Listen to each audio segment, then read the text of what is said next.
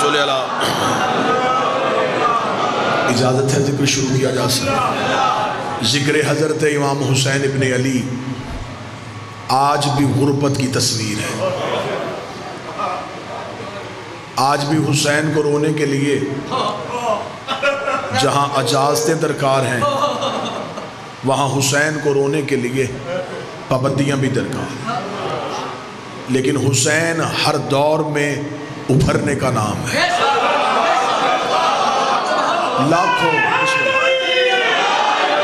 لاکھوں یزیدی طاقتیں آئیں لیکن ذکر حسین نہیں مٹ سکا. جب حسین کا نام لینے والا کوئی بھی نہیں تھا تو آسمان حسین کو رویا تھا.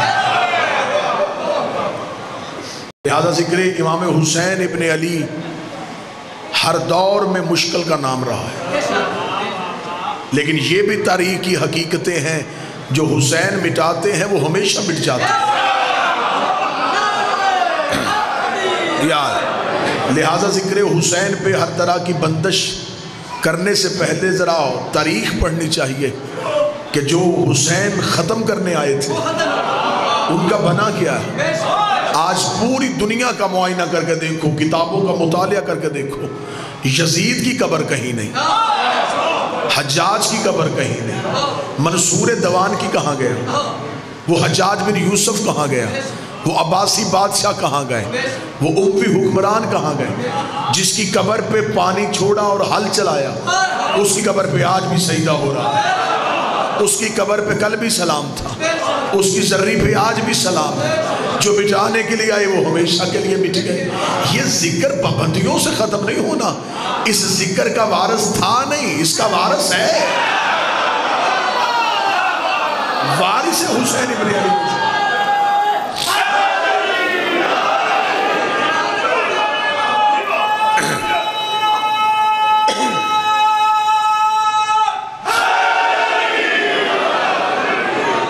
وارث حسین آج بھی پردہ غیبت میں, وہ نیتیں بھی جانتا ہے, وہ ذہنیتیں بھی جانتا ہے.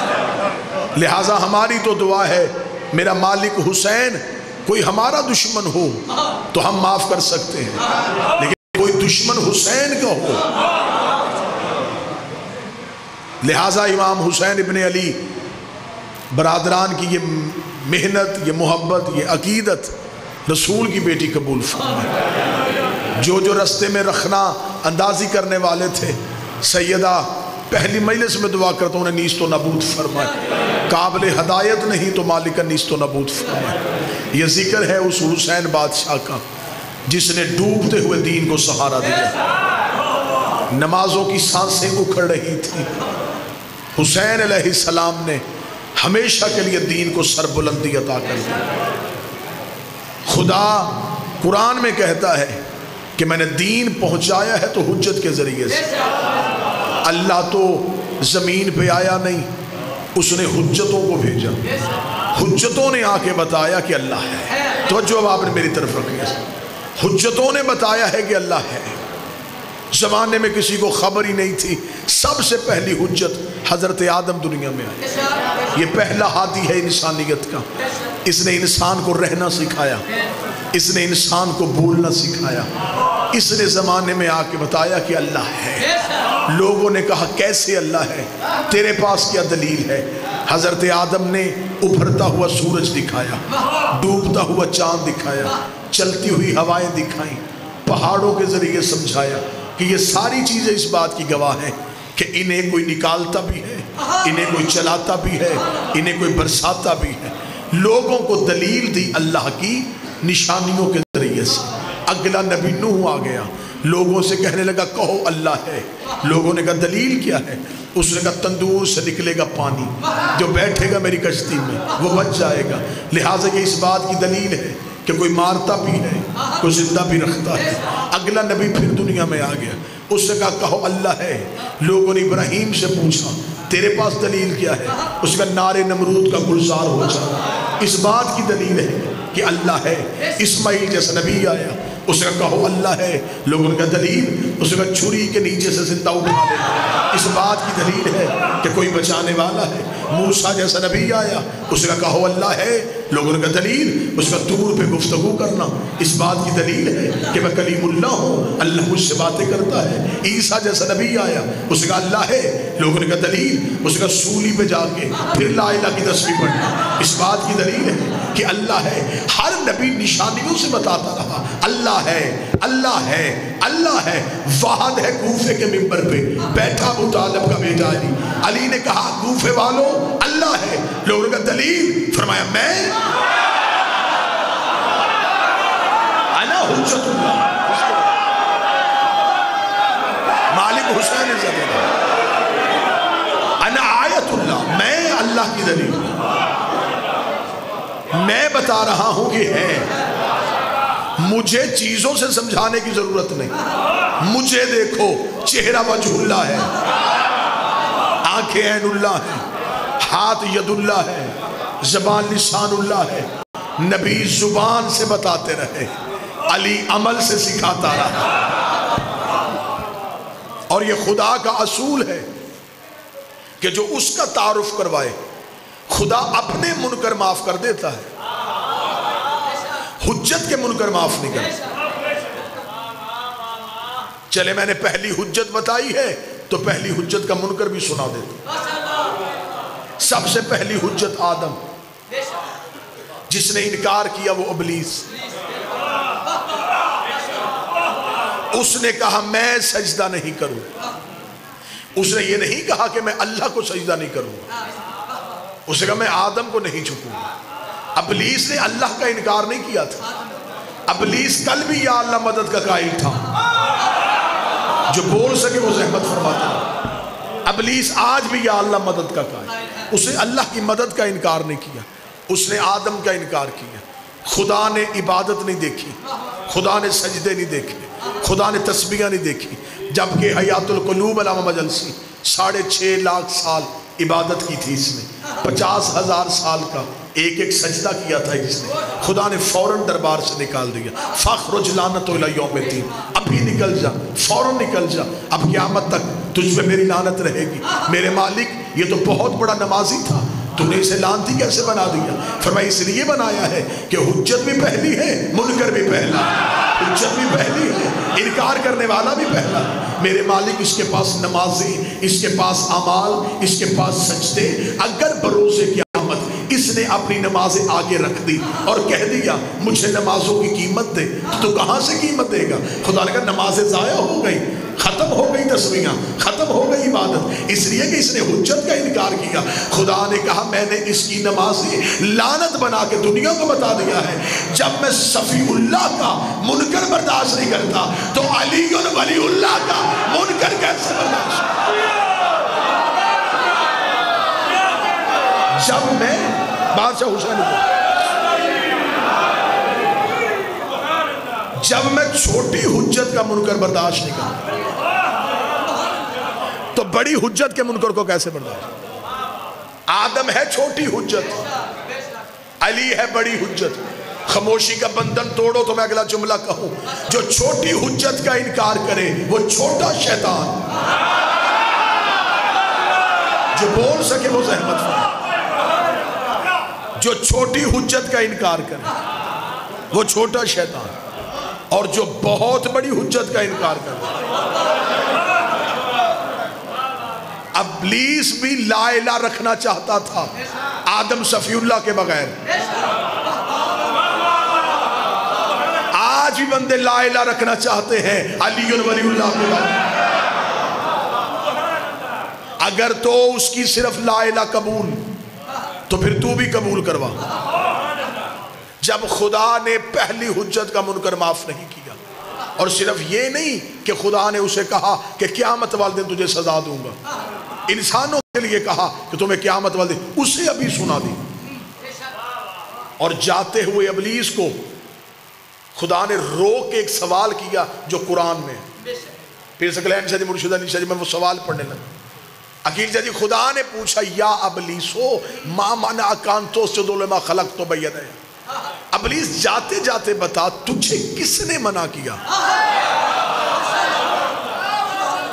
اسے سجدہ کرنے سے جسے میں نے بنایا اپنے دونوں ہاتھوں سے؟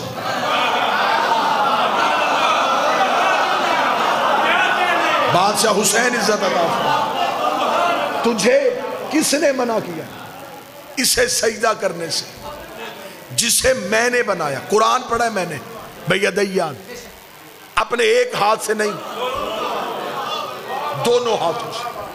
اب مولوی کے سامنے دو گلیاں ہیں، جس مرضی گلی میں گھسے، تیسری گلی میں نے چھوڑی کوئی نہیں، دونوں گلیوں میں سے کسی ایک گلی میں جانا پڑے گا۔ خدا قرآن میں کہتا کس نے منع کیا اسے سجدہ کرنے سے جسے میں نے بنایا اپنے دونوں ہاتھوں سے۔ اب مولوی کے پاس دو رستے ہیں، یا ہاتھوں والا اللہ دکھا یا اللہ والے ہاتھ دکھا۔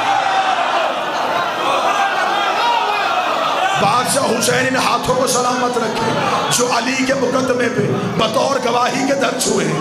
یا ہاتھوں والا اللہ ماننا پڑے گا یا اللہ والے ہاتھ ماننے پڑیں گے، یا یہ ماننا پڑے گا کہ کوئی ہاتھوں والا اللہ ہے۔ اگر ہاتھوں والا اللہ مانو گے بازو ماننے پڑیں گے، بازو مانو گے سینہ ماننا پڑے گا، سینہ مانو گے بدن ماننا پڑے گا، اگر بدن مانو گے تو پھر مشرک ہو جاؤ گے، اس میں تو وجود ہی نہیں ہے، وہ تو جسم و جسمانیت سے مبرہ ہے۔ پھر ماننا پڑے گا ہاتھوں والا اللہ تو نہیں ہوتا، اللہ والے ہاتھ ضرور کیا جسے میں نے اپنی قدرت سے بنایا۔ خدا نے طاقت کا لفظ نہیں لیا، قدرت کا لفظ نہیں لیا، قوت کا لفظ نہیں لیا، بے یدیہ، ہاتھوں سے، ہاتھوں سے، ہاتھوں سے۔ میرے مالک یہ ہاتھ کبھی پہلے کہے نہیں، آج پہلی بار کہہ رہا ہے، جبکہ تو نے کہا خلق الشمس، ہم نے سورج خلق کیا، خلق القمر، ہم نے چاند خلق کیا، خلق الجبال، ہم نے پہاڑوں کو خلق کیا، خلق البحار، ہم نے سمندروں کو خلق کیا۔ تو نے کبھی بھی کسی خلقت میں ہاتھوں کا لفظ نہیں کہا، آج پہلی بار تو یہ کہہ رہا ہے میں نے اسے اپنے دونوں ہاتھوں سے بنایا۔ اگر سطر سمجھ گئے تو میرا خیال ہے گزشتہ گزری ہوئی جو مجلس سے نہیں پڑھی جا چکی اس جملے میں پوری ہو جائیں گی۔ میرے مالک تو نے ہاتھوں کا ذکر کیوں کیا؟ خدا نے کہا یہاں بات سورج کی نہیں ہو رہی، چاند کی نہیں ہو رہی، دریاؤں کی نہیں ہو رہی، چٹانوں کی نہیں ہو رہی، پہاڑوں کی نہیں ہو رہی، یہاں بات ہو رہی ہے میرے خلیفہ کی۔ میں نے خلافت کے لیے ہاتھوں کا ذکر کر کے دنیا کو بتا دیا ہے خلیفہ جب بھی بنتا ہے ہاتھوں سے بنتا ہے، خلیفہ جب بھی بنتا ہے ہاتھوں سے بنتا ہے۔ اب جا کے دیکھ غدیر میں نبی نے زبان سے بنایا ہے یا ہاتھوں سے بنایا؟ مولا حسین عزت عطا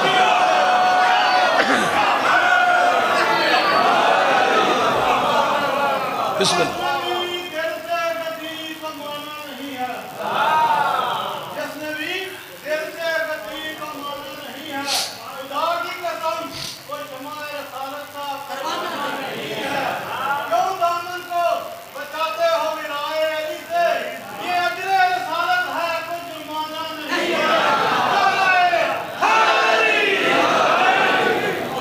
پہلا سوال ہے جنگ جمل اور جنگ صفین سنا دیں۔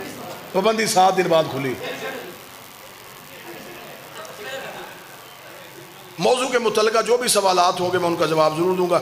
شہید زندہ ہوتے ہیں، جو زندہ ہوتے ہیں ان کا ماتم نہیں ہوتا، پھر حسین کا ماتم کیوں کرتے ہو؟ یہ سوال کا میں اکثر جواب دے چکا ہوں جی، میں نے پڑھ لیا جی۔ اچھا ایسا ہو جی، شہید زندہ ہوتے ہیں،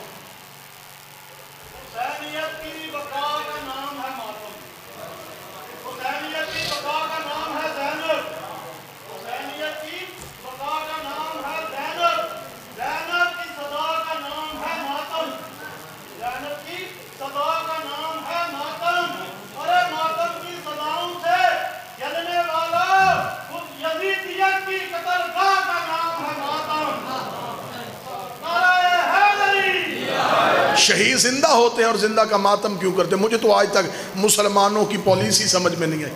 ہم ماتم کریں تو کہتے ہیں زندہ ہیں، ہم مدد مانگے تو کہتے ہیں مردہ ہیں۔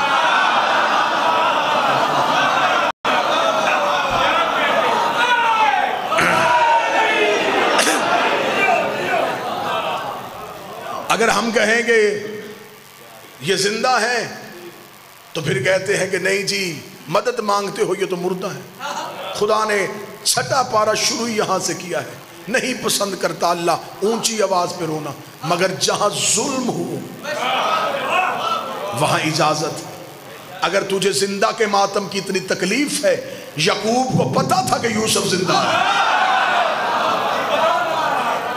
نبی تھا، جانتا تھا بیٹا زندہ ہے، پھر بھی 40 سال رویا، صرف یہ سمجھانے کے لیے کہ مظلوم کو رویا جا سکتا ہے۔ آج ہمیں بندے کہتے ہیں علم سے شفا کیسے مانگ لیتے ہو، کپڑا شفا کیسے دیتا ہے، کاش تو نے قرآن پڑھا ہوتا۔ اللہ نے یعقوب کو یوسف کے کرتے سے شفا دی تھی۔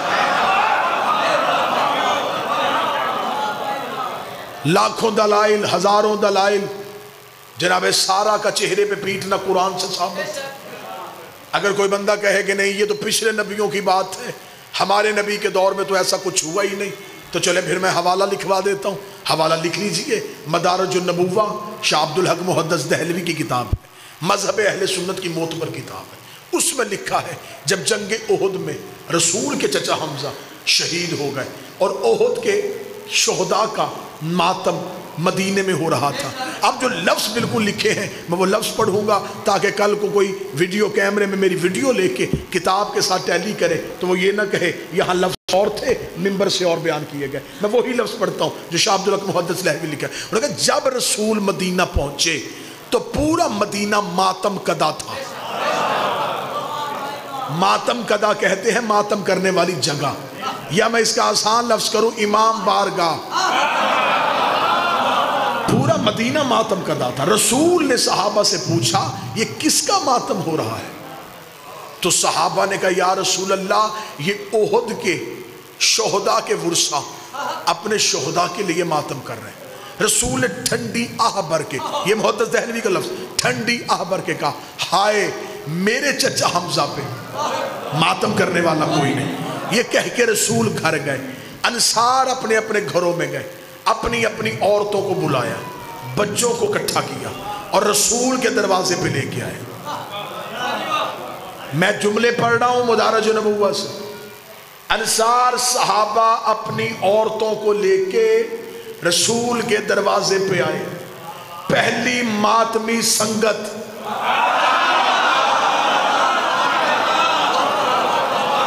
صحابہ کے گھروں سے نکلی، رسول کے دروازے پہ آگے صحابہ کی عورتوں نے اونچی آواز سے رسول کے چچا حمزہ پہ آہو فریاد کرنا شروع کی۔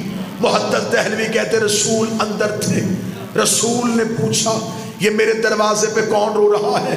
بتایا گیا یا رسول اللہ یہ انصار کی عورتیں اپنے گھروں کو چھوڑ کے آپ کے چچا حمزہ کا ماتم کرنے کے لیے آئی ہیں۔ جملے محدث کے نہ ہو میں گردن کا لہو دوں گا۔ شاہ عبدالحق کہتا ہے رسول نے مصلی پہ دعا کی ہاتھ بلند کر کر میرے اللہ جو میرے چچا کو رونے کے لیے انہیں بھی بخش دے، ان کی اولاد کو بھی بخش دے، ان کی اولاد کو بھی بخش دے، انہیں بھی بخش، ان کی اولاد کو بھی بخش، ان کی اولاد کو بخش۔ ہر عبادت ایک نسل بچاتی ہے، حسین کا ماتم 3 نسلیں بخشوا دیتی۔ سنی کتاب سے دلیل، ایک اور دلیل سن لو جلدی جلدی۔ اب ایسے کرنی کو خبر ہے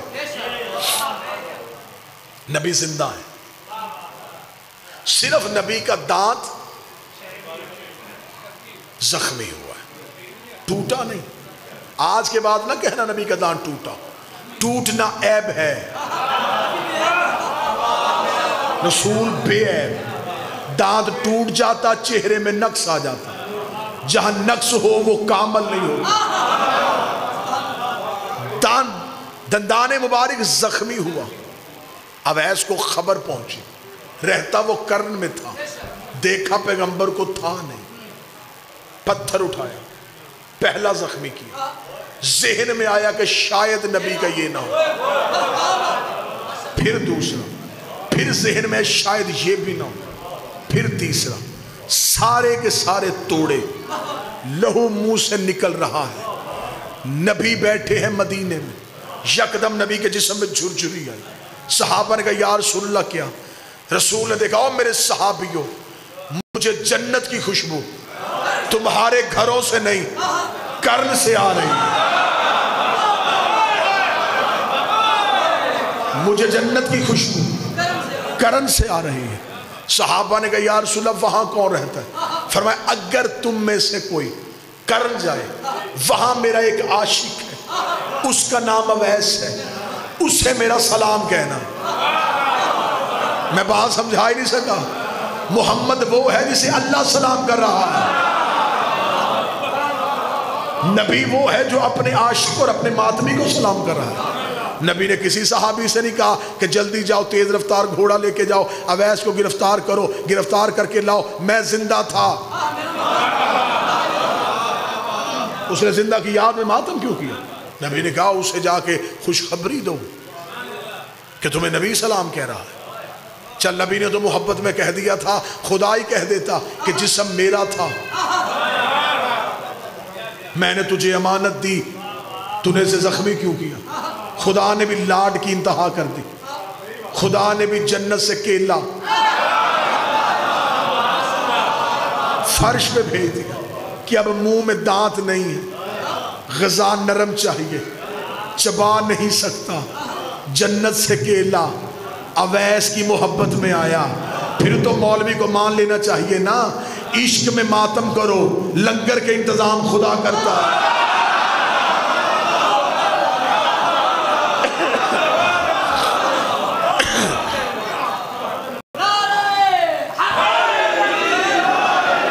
ماتم کے لیے ایک نہیں 1000 دلائل کے انبار لگائے جا سکتے ہیں، لیکن جس نے نہیں کرنا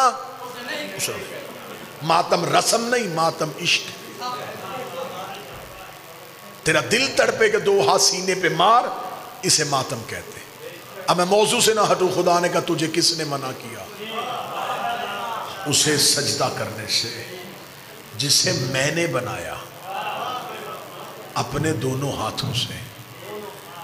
اچھا آج بندہ کسی سے پوچھے کہ تو نے گناہ کیوں کیا، وہ کیا جواب دے گا؟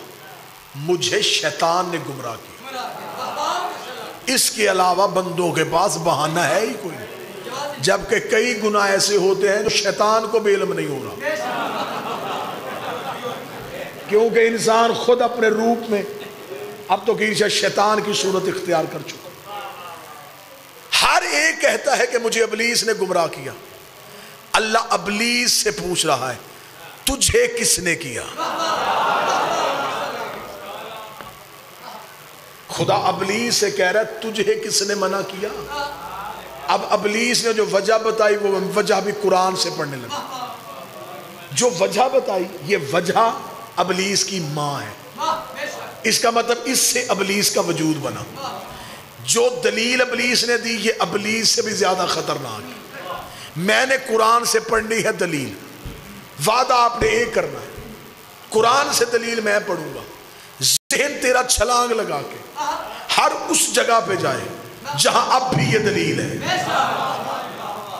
جہاں آج بھی یہ بات پائی جائے تو سمجھ لینا کہ یہ بندہ نہیں، یہ ابلیس ہے۔ خدا نے کہا تجھے کس نے منع کیا؟ جب سارے جو جھک گئے تو کیوں نہیں جھکا؟ اس نے کہا میں نے اس لیے سجدہ نہیں کیا کہ سب نے نہیں کیا۔ خدا نے کہا سب نے کیا، اس نے کہا انہوں نے کیوں نہیں کیا؟ بات اس سے آگے آئے گی تو آپ داد میں مجبور ہو جائیں گے۔ انہوں نے کیوں نہیں کیا؟ بس خدا بھی یہی سننا چاہتا تھا، توحید کو جلا لایا۔ اب قرآن کہتا خدا کہتا استکبرتا ام کنت من العالین، تجھ میں لعنت ہو، تو انہیں اپنے جیسا سمجھتا ہے، تو انہیں اپنے جیسا سمجھتا ہے۔ آج پتا چلا جو 14 میں سے کسی ایک کو بھی اپنے جیسا سمجھے، بندہ نہیں بول رہا، ابلیس بول رہا۔ ان کا مقابلہ کرنے کا نہ سوچنا۔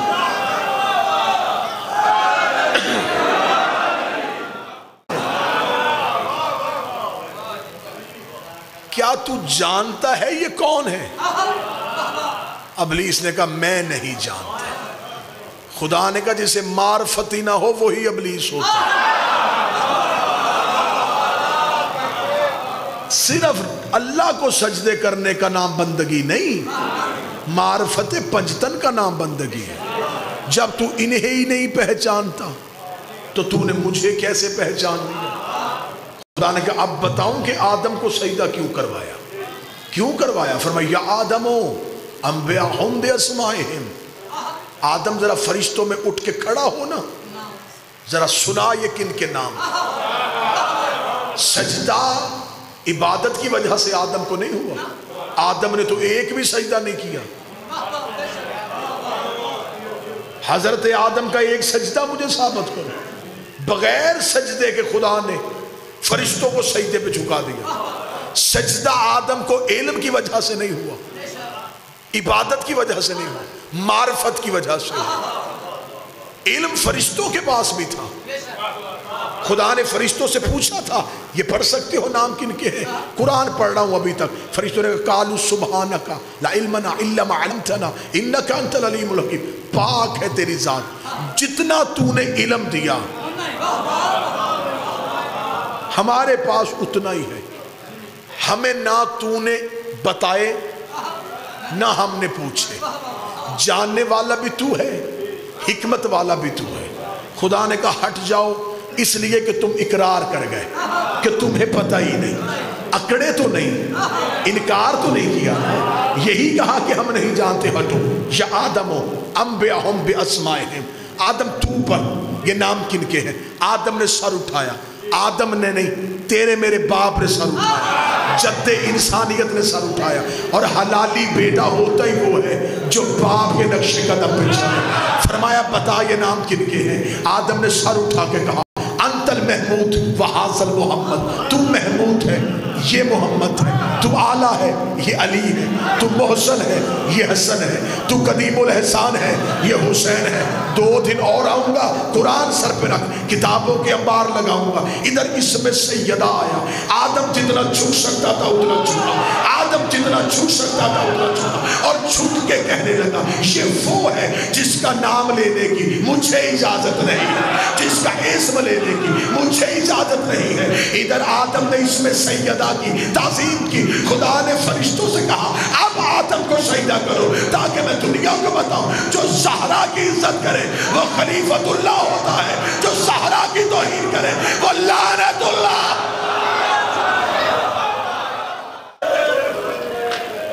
دریا سے خیمے ہٹا دیے گئے. خاموش عباس نے زینب کے خیمے کی تنابیں کھولی.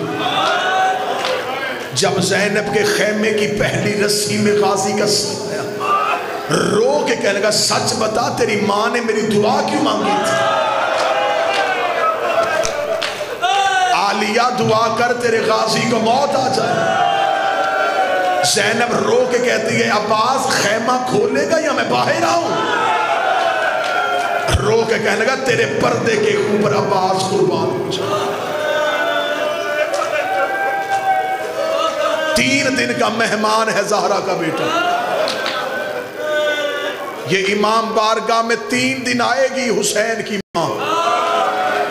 کوشش کرنا خالی نہ بھیجنا. آج پورے ملک میں حسین کے ماتمی سڑکوں پہ آئیں گے. میرا مالک ان جلوسوں کی حفاظت کرنا. میرا بادشاہ ہمیں اپنا غم نصیب کرنا. حکم ہوا ہے مجھے اس یتیم کی شہادت پڑھنے کا جس کی ماں کی بڑی حسرت تھی کہ میں قاسم کے سر پہ سہرے دوں.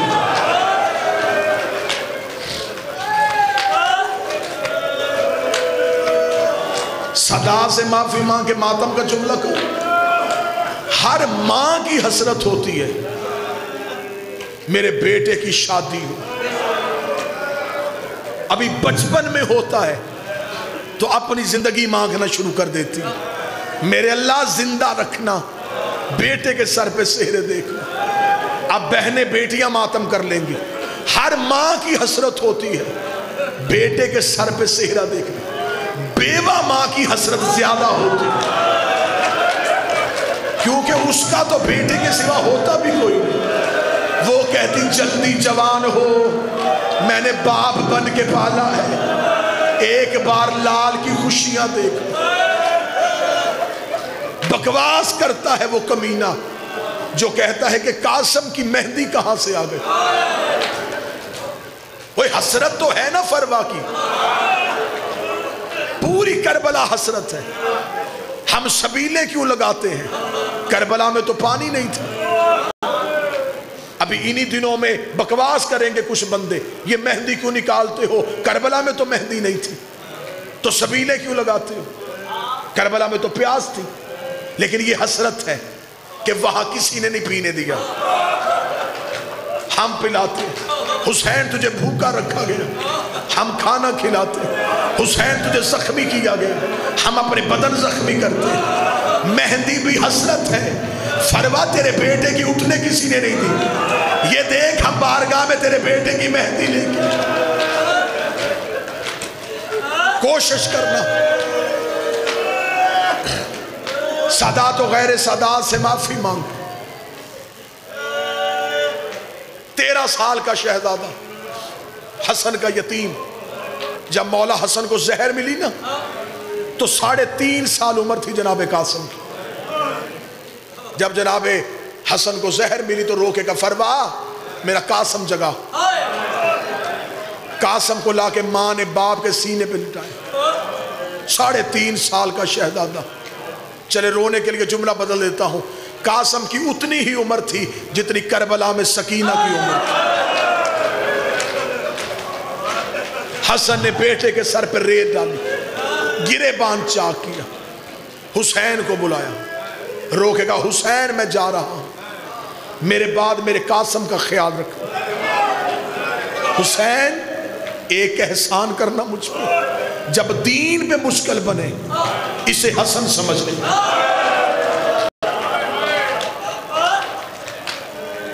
حسین مولا کی آواز آئی، اکبر سے زیادہ محبت کروں۔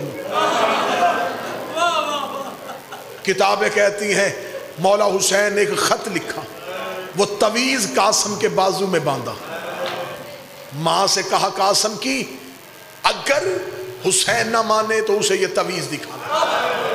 10 محرم 19 بار گیا قاسم حسین کے پاس، مولا مجھے موت کی اجازت دے، مولا مجھے مرنے کی اجازت ہے۔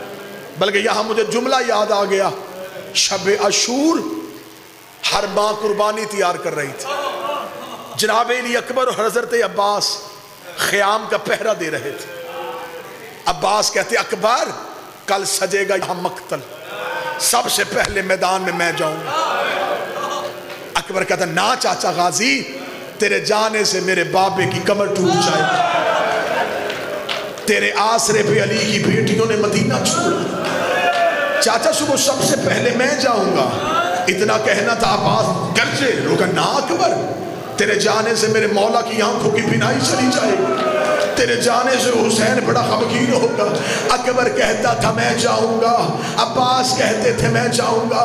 یا یہ 13 سال کا شہزادہ اپنے خیمے سے دوڑ کے نکلا، دونوں کے سامنے ہاتھ جوڑ کے کہتا ہے نہ تو جانا نہ تو جانا، صبح سب سے پہلے میں جاؤں گا، میرے جانے سے نہ کسی کی کمر ٹوٹے گی نہ کسی کی آنکھوں کا نور جائے گا، میں تو ہوں بھی یتیم۔ اتنا کہنا تھا، حسین نے مسلح چھوڑا، رو کے کہا قاسم تجھے کس نے کہا تیرے جانے سے میرا کوئی نقصان نہیں، تیرے جانے سے میرے 2 گھر برباد ہوتے اور میری بیٹی کا نصیب اور میرے بھائی کی تصویر۔ تجھے کس نے کہا؟ اونچی آواز میں ہائے کہ جو رونے آئے،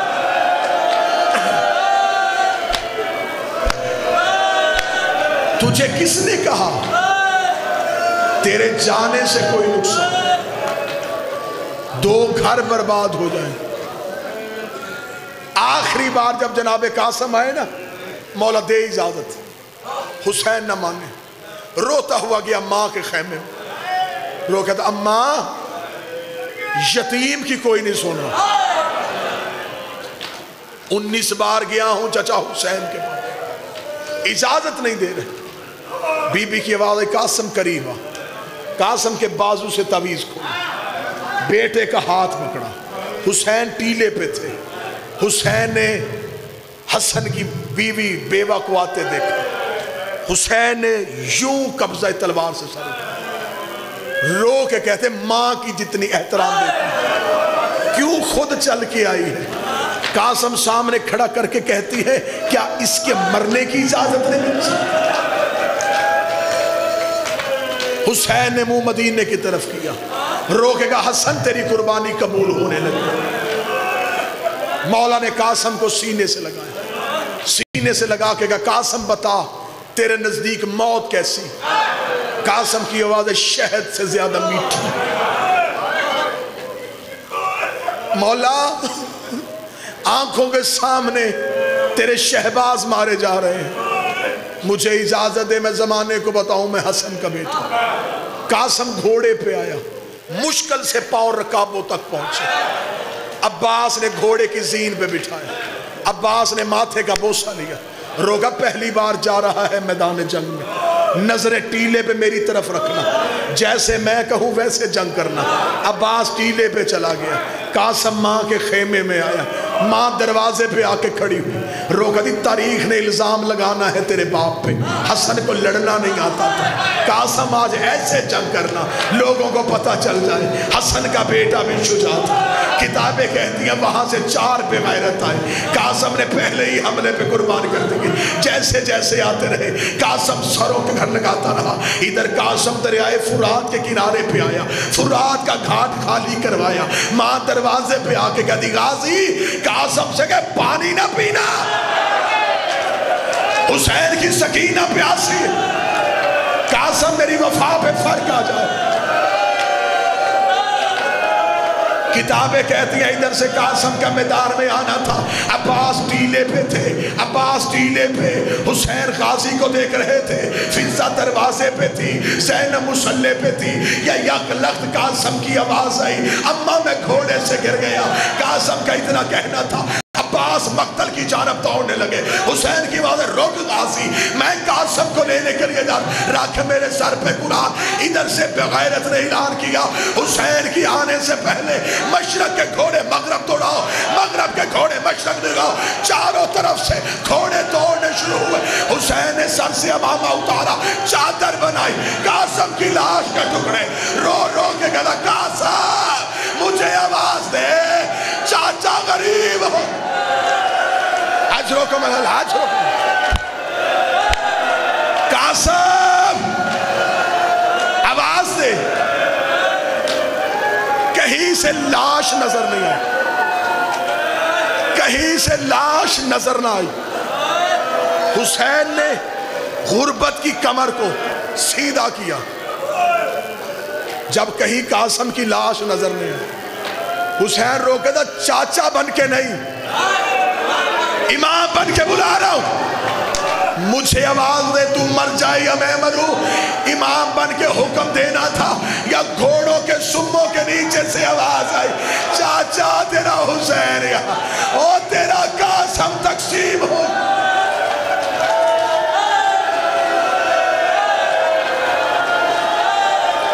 کرو برداشت تو پڑھو اگلا جملہ، برداشت کرو تو پڑھو اگلا جملہ۔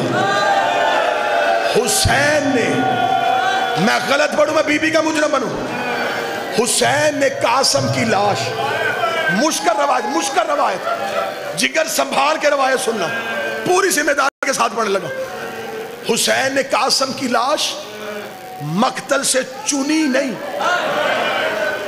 گھوڑوں سے کھینچی ہے۔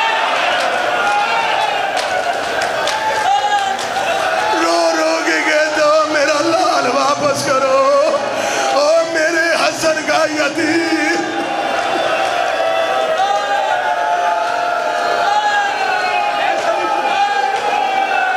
کسی کی فردی سے گوشت اتارا، کسی کے گھوڑے کے سم سے گوشت اتارا، اب رکھ میرے سر پہ قرآن۔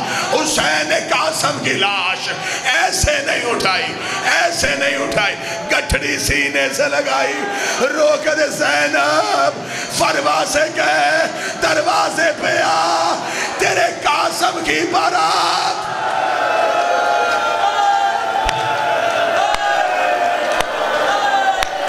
حوصلہ حوصلہ حوصلہ، سانس لے لو لیکن رونا ایسے جیسے بیوہ ماں کی حسرت، سانس لے لو۔ گٹھڑی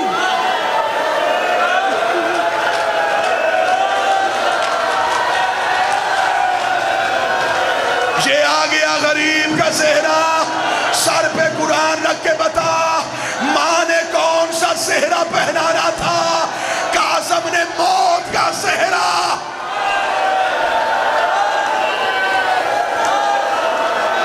जो भाइयों वाली बहनें बैठी हो, अल्लाह कोई बुरी नजर तुम पे आए तो वो शिमर की बन जाए। और मेरी कौम की बहनों, ये गाना हसन के यतीम का सुगरा रो रो के कहती रही, सकीना मेरे कासिम को गाना।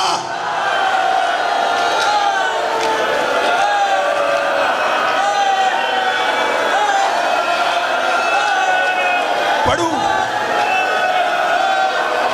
वहां से उठी कोई मेरी बहन, वो ये तबर्रुकात ले आई। बाबा जी मैंने सेहरा पढ़ दिया, मैंने गाना पढ़ दिया, जस्सों की मैं तुम्हें नबी की बेटी का वास्ता इंसाफ करना। ये जस्सों की से कोई बहन कासिम का ताज लेके आई है, बता सर कहाँ था, कहाँ पहना था हुसैन। हुसैन रो के कहता ज़ैनब कासिम का सर नहीं मिला। आका ज़ादी पुरसा कबूल करे, मोहम्मद की बेटी मातम कबूल करे।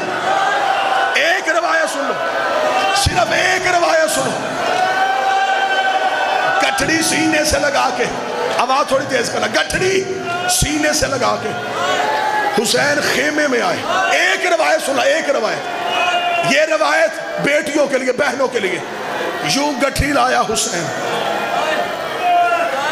हुसैन का आना था, फरवा ने हुसैन आते देखा, जो कहती बीबी यतीम समझ के छोड़ आया, मेरी कासिम की लाश कहाँ है। हुसैन ने खेमे में गठड़ी खोली, रोक के जितना मिला उतना ले आया, बाकी कासिम करबला की खाक में मिल गया। बीबी फरवा की आवाज आई, आका ज़ादी ज़ैनब एक बार हुसैन से कहे खेमे से बाहर जा, मैंने बेटे की लाश पे रोना है। हुसैन खेमे से बाहर गए, अब्बास ने कब्जा तलवार पे सर रखा, करबला की धरती पे ज़लज़ला आया। ज़ैनब ने मुड़ के देखा, अब्बास के सामने कासिम की माँ ने सर से चादर उतारी, कासिम का लहू अपने सफेद बालों पे लगा के कहने लगी, मेरी हसरत थी जब कासिम की शादी होगी मैं सर पे मेहंदी लगाऊंगी और लहू की मेहंदी और मेरे कासिम का गाना।